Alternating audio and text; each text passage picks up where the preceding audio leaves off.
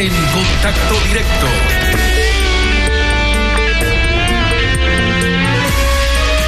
¿Cómo estás? Muy buenos días. Samantha, amigos televidentes, un buen día para todos. Según la Constitución ecuatoriana, el régimen tributario se regirá por los principios de generalidad, progresividad, eficiencia, simplicidad administrativa y retroactividad, equidad, transparencia y suficiencia recaudatoria. Además, se señala que se priorizarán los impuestos directos y progresivos. Sin embargo, cuando se revisan los tributos que forman parte del régimen ecuatoriano, nos encontramos con que pocos cumplen con todos estos aspectos. Uno de los casos más evidentes fue el del impuesto ambiental a la contaminación vehicular, más conocido como impuesto verde. Pero de verde solo tenía el color de los dólares que los contribuyentes debían pagar, sin que el destino de sus recursos haya sido el impulsar una conducta social ambientalmente responsable, como se dijo originalmente que era su propósito. Homero Castañer, asambleísta de Creo por Cañar, fue quien propuso, uno de los proponentes de esta iniciativa y el ponente de este proyecto de ley que eliminó este impuesto. Buenos días y bienvenido a Contacto Directo. Muy buenos días, Lenín. Un saludo al pueblo ecuatoriano. Samantha, un gusto compartir con ustedes. ¿Cuántos ecuatorianos se benefician de esta eliminación? Bueno, son 2.700.000 contribuyentes quienes pagábamos este impuesto ambiental a la contaminación vehicular, un impuesto a todas luces distorsivo, un impuesto que no gravaba la contaminación, las emisiones, sino más bien gravaba el patrimonio, sea poco o sea mucho, de los ecuatorianos, un impuesto que lo recaudado no mejoró el ambiente, no mejoró la calidad de los ríos, del agua, del aire, de los bosques.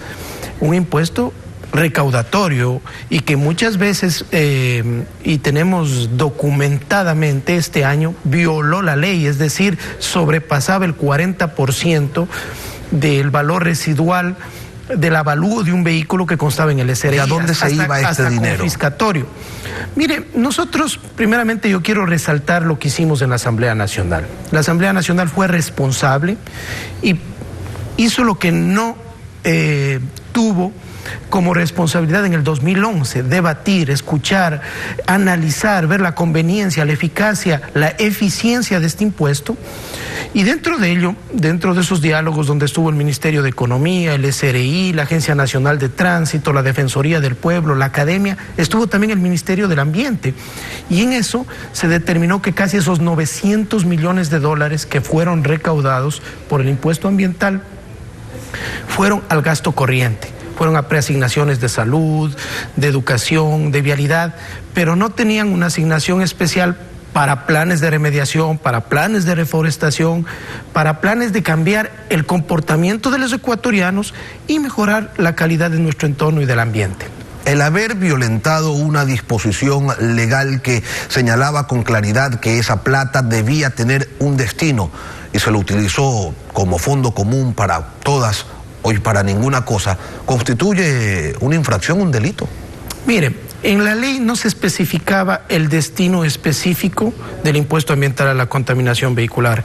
La ley era una ley de fomento ambiental y de optimización de recursos del Estado, y se hablaba de mejorar la calidad del ambiente, pero no se decía el destino específico o la partida presupuestaria donde tenía que ir. Yo tengo que resaltar, por ejemplo, el pronunciamiento de la Defensoría del Pueblo, en donde dice, bueno, Presidente de la República, este impuesto no está bien. Asamblea Nacional, genere un diálogo, genere un trabajo de participación para este análisis, y también le dice a la Contraloría, en el marco de sus competencias, haga un análisis, haga una evaluación de en qué se gastó este dinero, porque son casi 900 millones de dólares. Pero el proyecto de ley que no llegó a ser tratado por la Asamblea y que pasó por el Ministerio de la Ley, que presentara pues en ese entonces Rafael Correa, sí decía que el objetivo de esta ley era que los recursos vayan a impulsar una conducta social ambientalmente responsable, y eso no se cumplió. Mire, no se cumplió. Esa fue una de las razones que nosotros en enero de este año presentamos la propuesta derogatoria del impuesto verde, algo que estaba realmente analizado, que fue parte de un plan de gobierno. Tengo que resaltar que, por ejemplo, Guillermo Lasso lo notarizó en enero del 2017, ¿sí?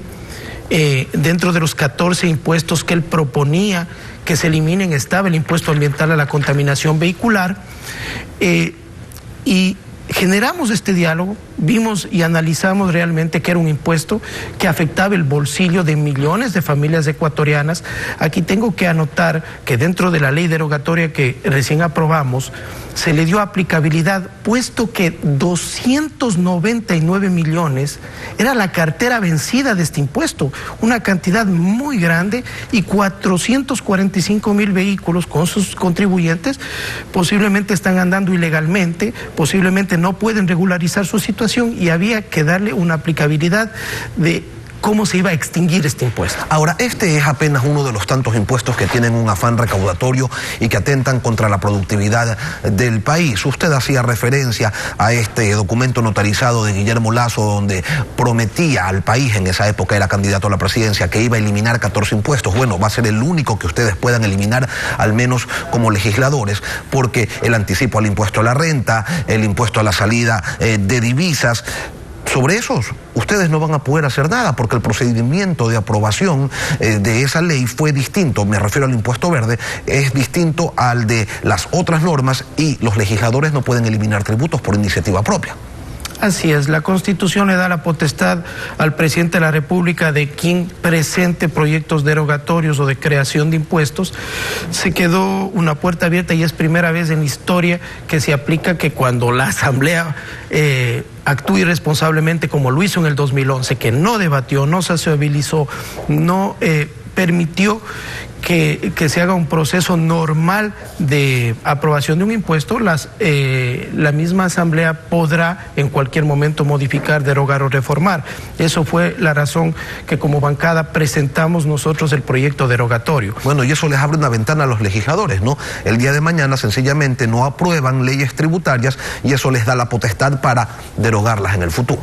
Sí, mire, ahora hemos aplicado en esta extinción del impuesto verde un proceso de remisión de intereses, de prescripción de deudas de más de 5 años, de facilidades de pago, lo cual personalmente considero, si bien da la posibilidad de que se extinga el impuesto verde como debe ser, no es lo que debería hacerse. La cultura tributaria se daña cuando hay estas remisiones, cuando hay estos perdones. En el 2009 hubo una remisión, en el 2015 la hubo, el año pasado en la Ley de Fomento Productivo la hubo.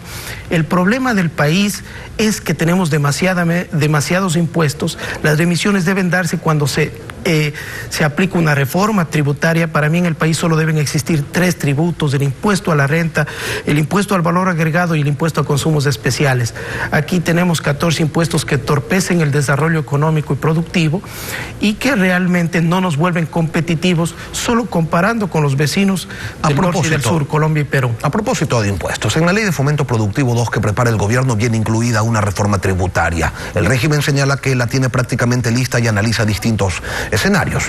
Uno de ellos está pues contemplando la posibilidad de incrementar el IVA, así lo dijo el vicepresidente de la República, para incentivar la bancarización. Ustedes, que tienen un acuerdo legislativo con el gobierno, ¿estarían de acuerdo con aquello? Quiero ser categórico. Nosotros no apoyaremos ningún proyecto de ley que le meta la mano al bolsillo de los ecuatorianos y genere nuevos impuestos.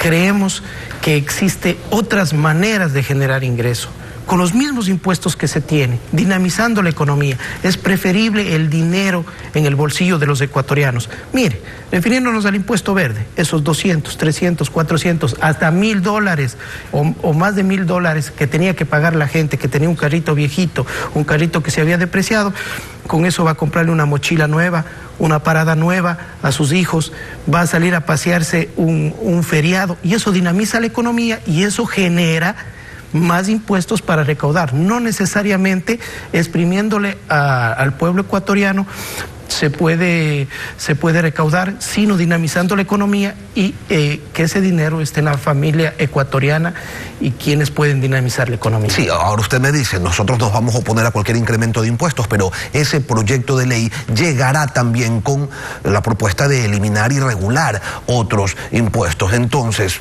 una de cal y otra de arena, ante un escenario en donde se podrían plantear la eliminación de unos impuestos y el incremento de otros, la posición de Creo seguiría siendo la misma. Sí, absolutamente. Ya lo hemos conversado en la bancada, lo hemos conversado con nuestro líder nacional, con Guillermo Lasso. Nosotros no vamos a apoyar ningún proyecto que ponga nuevos impuestos, valga la redundancia, al pueblo ecuatoriano, que imponga.